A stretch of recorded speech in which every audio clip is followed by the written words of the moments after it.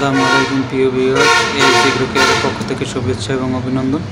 তো আজকে আপনাদের দেখাবো কিভাবে আপনারা আদা অঙ্কুরোদ্গমন করবেন। তো আমি অল্প পরিসরে আপনাদের দেখিয়ে দিব কিভাবে আপনারা আদা থেকে অঙ্কুরোদ্গমন করাবেন এবং বীজ উৎপাদন করবেন।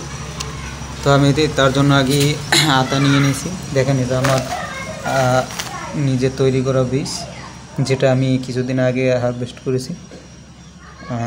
তো আপনাদের দেখানোর সুবিধার্থে অল্প কিছু আদা আমি নিয়ে নিয়েছি। দেখেন প্রত্যেকটা আদায় কত সুন্দর মুখ আছে। দেখেন, এই প্রতিটা মুখ থেকে গাছ গজাবে ইনশাল্লাহ। তো তুমি দেখাই। তো আপনারা আগে বালি নিয়ে নেবেন, কিছু বালি। তো এইভাবে কিছু বালি নিয়ে নেবেন। তো আপনারা বালি নেবার পর এরকম বালিগুলো সুন্দরভাবে দিয়ে দিবেন। দেখেন,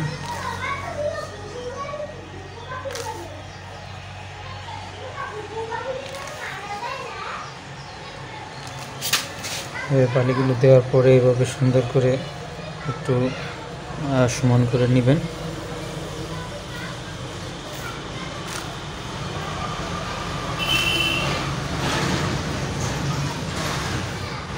আপনাদের সুবিধার্থে অল্প কিছু আদা নিয়ে দেখাইতেছি। তো এভাবে নিয়ে তারপরে আদার বীজগুলি এভাবে দিয়ে দেবেন। দেখেন,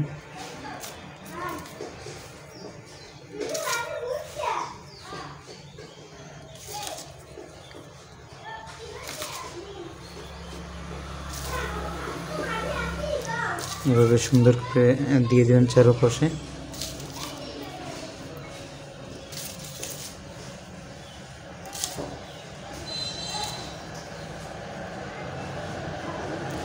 তো ভিউয়ার্স দেখেন, এইভাবে দিয়ে দেওয়ার পরে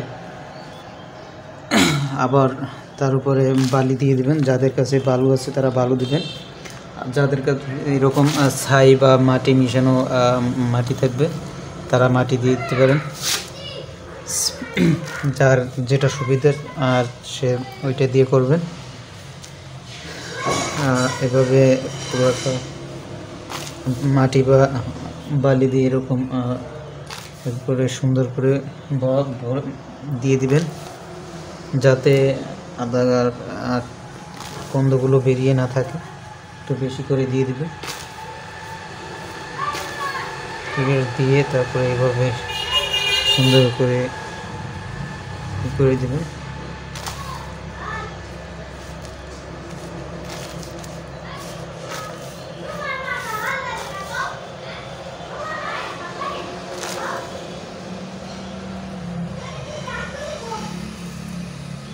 এভাবে সুন্দর করে দিয়ে দিবেন মাটি।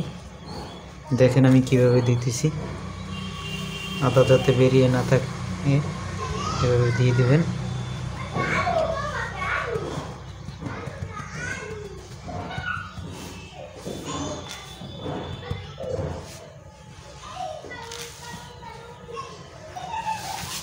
দেখেন, এভাবে দেওয়ার পর আপনারা এইভাবে একটা ছালার বস্তা নেবেন। এইভাবে একটা ছালার বস্তা নিয়ে ঢেকে দিবেন। আসলে ছালার বস্তা দেওয়ার উদ্দেশ্য হচ্ছে যে আপনারা যে পানিটা দিবেন বীজ অঙ্কুরোদ্গমন হবার জন্য পানিটা যাতে ধরে রাখে, অল্প পানি ধরে রাখে, সেই জন্য ছালার চট দিলে সব থেকে সুবিধা। আপনারা অন্য অন্য বস্তাও দিতে পারেন, কিন্তু বেটার হয় আপনারা ছালার বস্তা দিলে, যেটা ছালার চট বলে। এভাবে দিয়ে সুন্দরভাবে ঢেকে দিবেন। এভাবে ঢেকে দিয়ে তারপরে আপনারা এভাবে একটা জারে পানি নেবেন। পানি নিয়ে এভাবে দিয়ে দেবেন। দেখেন, একবারে বেশি দিবেন না, পানিটা একবারে কমও দিবেন না, যাতে ছালাটা শুধু ভিজে। এভাবে দিয়ে দিবেন।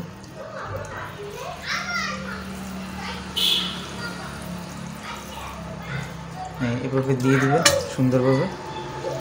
এভাবে দেবার পর আপনারা অন্তত 10 দিন 12 দিন পর পর পানি দিবেন। আপনারা বুঝবেন যখন পানি দেওয়া প্রয়োজন হবে, যখন বস্তাটা শুকিয়ে যাবে, দেখবেন মাটিগুলো শুকিয়ে গেছে, তখন পানি দেবেন। বেশি পরিমাণে পানি দিবেন না, এটা খেয়াল রাখবেন।